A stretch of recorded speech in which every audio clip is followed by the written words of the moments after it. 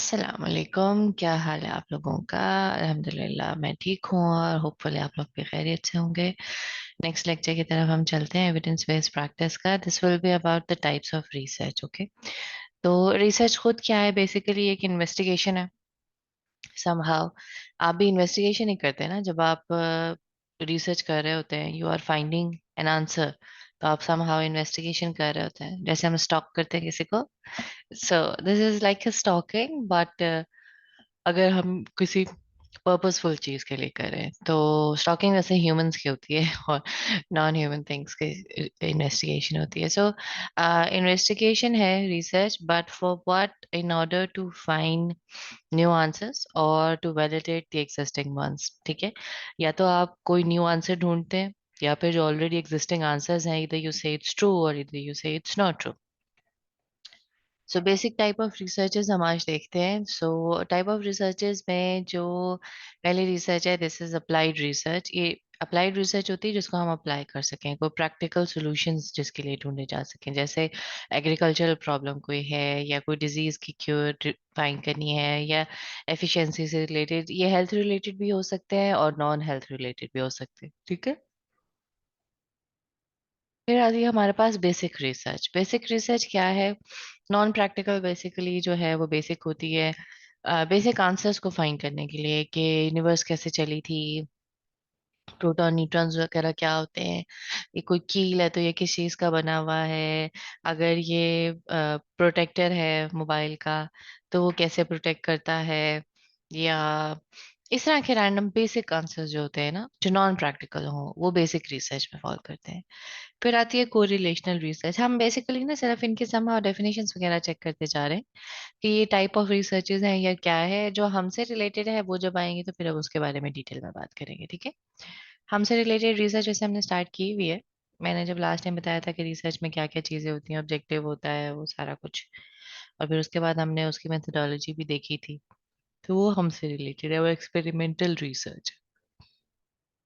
फिर आती है कोरिलेशनल रिसर्च। कोरिलेशनल क्या है?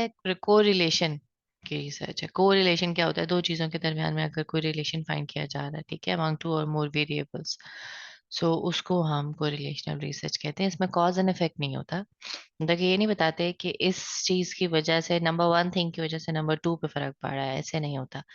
बट हम सिर्फ यही देखते हैं कि क्या नंबर वन और नंबर टू थिंग के दरमियान में कोई ताल्लुक है या नहीं है। फॉर एग्जाम्पल, एक क्या हमारे पास एग्जाम्पल है ब्लड प्रेशर लेवल की और म्यूजिक की।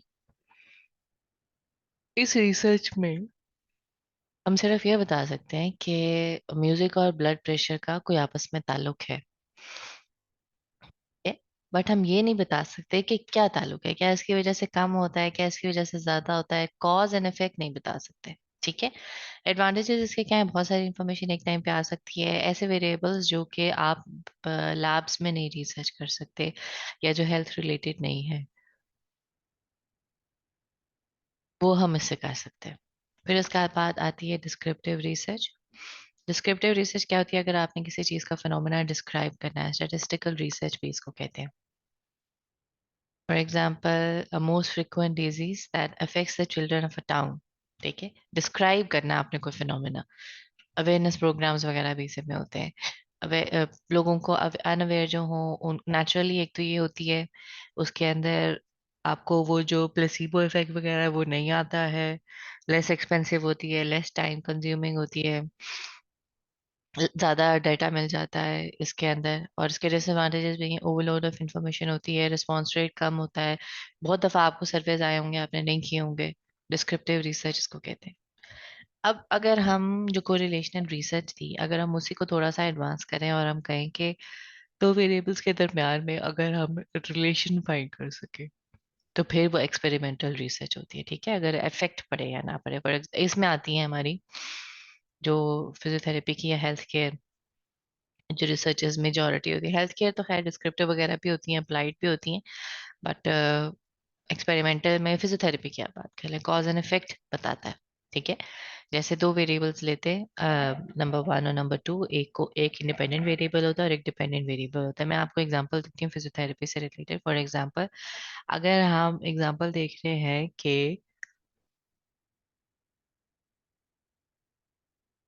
आप अल्ट्रासाउंड और पेन से रिलेटेड बात करें, इसमें एक डिपेंडेंट है और एक इंडिपेंडेंट है। हम फाइंड करते हैं कि अल्ट्रासाउंड का पेन पे कोई फर्क पड़ता है या नहीं पड़ता है, तो जिसकी वजह से फर्क पड़ता है वो इंडिपेंडेंट वेरिएबल होता है, और जिसके ऊपर फर्क पड़ता है वो डिपेंडेंट वेरिएबल होता है। ठीक है, तो उसके अंदर जो अल्ट्रासाउंड है वो इंडिपेंडेंट वेरिएबल होगी, जो आपकी pain, outcome, range of motion वगैरह ये सारी चीजें जो आप एंड पे मेजर करते हैं वो डिपेंडेंट वेरिएबल्स होते हैं।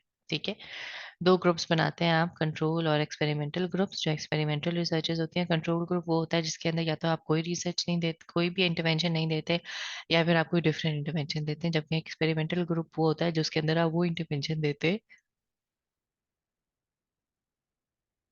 का आपने रिजल्ट फाइंड आउट करना होता है।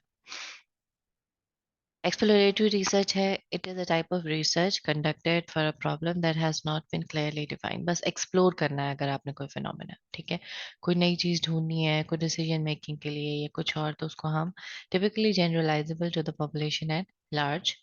Exploratory research can be quite informal, relying on the secondary research and such as reviewing available literature और data, but ऑलरेडी अवेलेबल चीज़ों के अंदर ही आप स्टडी करके कोई और डिफरेंट आंसर्स फाइंड कर रहे हैं, तो वो हम exploratory research, in depth answers find कर रहे हैं। हिस्टोरिकल रिसर्च है अगर ये पास्ट के बारे में हो रही हो, ठीक है, ये जो सारी साइंटिस्ट वगैरह रिसर्चेस करते हैं डायनासोर्स के ऊपर या इजिप्ट के वो फेरोज के ऊपर ऑन गोइंग, या आप चलते हैं कि कुछ ह्यूमंस ने कुछ फाइंड किया है पुराना, वो सारी हिस्टोरिकल रिसर्च है। अगर पास्ट इवेंट्स के बारे में की जा रही है तो वो हिस्टोरिकल रिसर्च है। इसमें क्या स्टेप्स होते हैं, क्वेश्चन बनाते हैं, डाटा ढूंढते हैं, लिटरेचर फाइंड करते हैं, एवेलुएट करते हैं मटेरियल्स को, डाटा को सिंथेसाइज करते हैं और एंड पे अपना कंक्लूजन देते हैं। फिनोमेनोलॉजिकल रिसर्च है अगर एक सर्टेन फिनोमेना को डिस्क्राइब करना हो तो वो फिनोमेनोलॉजिकल रिसर्च होती है। जैसे डिस्क्रिप्टिव रिसर्च भी थी ना समहाउ, तो वो है कोई एक्सपीरियंस को डिस्क्राइब करना, तो वो फेनोमेनोलॉजिकल रिसर्च होती है। ठीक है, ये बेसिक टाइप ऑफ रिसर्चेस थी जो कि हमने देखी हैं, सिर्फ उनकी डेफिनेशंस वगैरह, इनमें से जो हमसे रिलेटेड है वो एक्सपेरिमेंटल रिसर्च है, और वही रिसर्च है जिसको हम बार बार हर थोड़े टाइम के बाद उसी के एस्पेक्ट्स हैं आगे भी हम जो देखेंगे। जिंदगी रही तो इंशाल्लाह दोबारा मिलेंगे।